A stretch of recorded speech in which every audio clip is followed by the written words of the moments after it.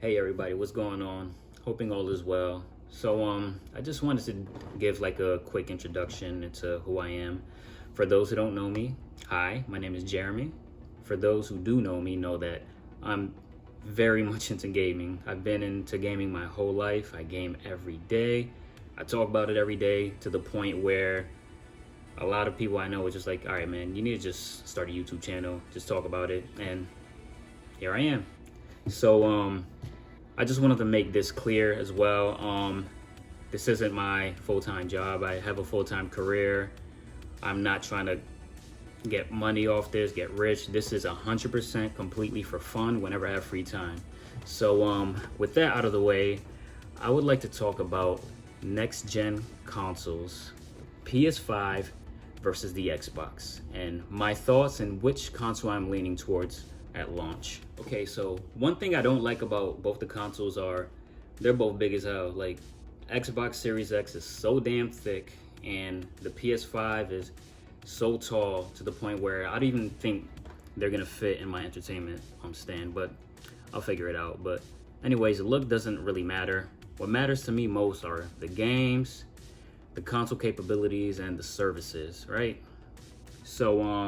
Let me get into this. It's no secret that this gen, Sony's first party studios have been just pumping out great games. Not all have been great, but a lot of them have been great. Some that come to mind that I really enjoyed are God of War, Spider-Man, Horizon Zero Dawn, MLB The Show.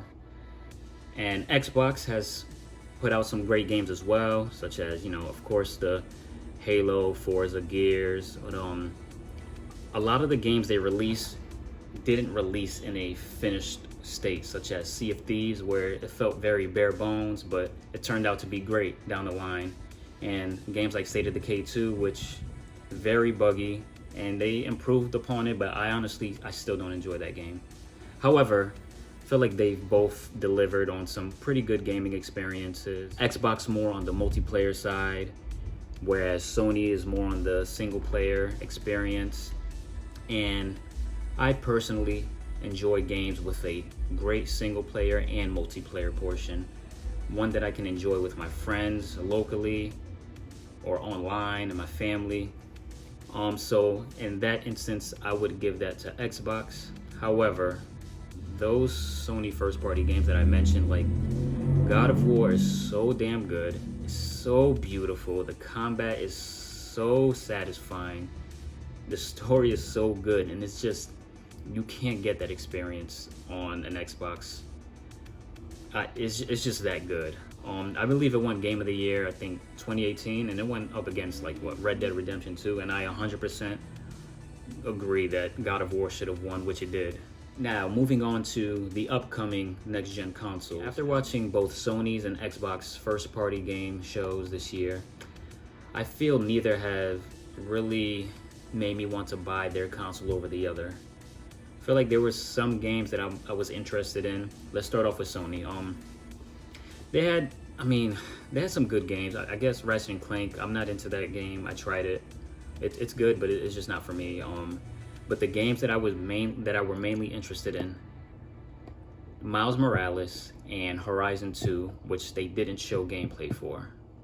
But Miles Morales being a launch title for the PS5, which honestly I personally think is kind of scummy for the consumers. It's, from what we hear about it, it's probably like half of the campaign length as Spider-Man for PS4, with the same environment, with, I believe it's just covered in snow. But it's extremely smart as a business decision, because people are going to buy PS5s to play Spider-Man. It's simple as that. He's the most popular Marvel character. People love Spider-Man, and no matter how people may feel about it, hey, it's a DLC, it's just an expansion, it doesn't matter. It's only on PS5, and people are going to buy a console for that experience, no matter how small it is, or even if it's good or not. But yeah, for Xbox, they showed Halo Infinite, which gameplay-wise, I think it looked good. It looked a bit rough graphically and on a technical standpoint, which is one of the reasons it's been delayed, and I kind of agree with it being delayed. And with that, there's not really much for launch at Xbox coming from first party. So I don't know, but neither has really won me over in terms of their first party games at launch. Okay, so when it comes to the specs of these consoles, I'm not gonna pretend like I know the ins and out of these systems, because I don't. All I know is that they both have impressive SSDs, which will eliminate loading times. I know the PS5 is slightly faster. The PS5 SSD is slightly faster than the Xbox Series X, but the Xbox Series X has more power. And one thing that Xbox has over the PS5, which is, I think, is a massive selling point. Every single third-party game, let's say you like Call of Duty, NBA 2K, FIFA, Madden, all of those third-party games are going to look and run better on Xbox Series X. Don't get me wrong, they're gonna look and play great on PS5, but they will play better and look better on Xbox Series X, which for me is a major selling point. When it comes to the controllers, I know the PS5 has the DualSense. I can't really say much about it because I don't want to judge or, critique a controller without actually having it in my hands. But I will say that it looks nice. I like that it's bigger, because that's my issue with PlayStation controllers. I feel like their controllers are always too small for me. I feel like the DualShock 4 was probably the best Sony controller, but I still didn't enjoy it that much. I still think it's a pretty bad controller. It dies really fast. Whereas the Xbox One controller is comfortable.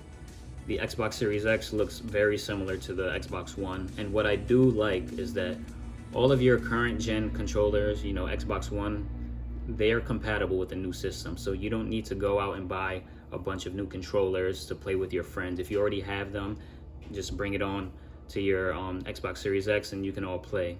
But one disadvantage for Xbox is their controllers take AA batteries.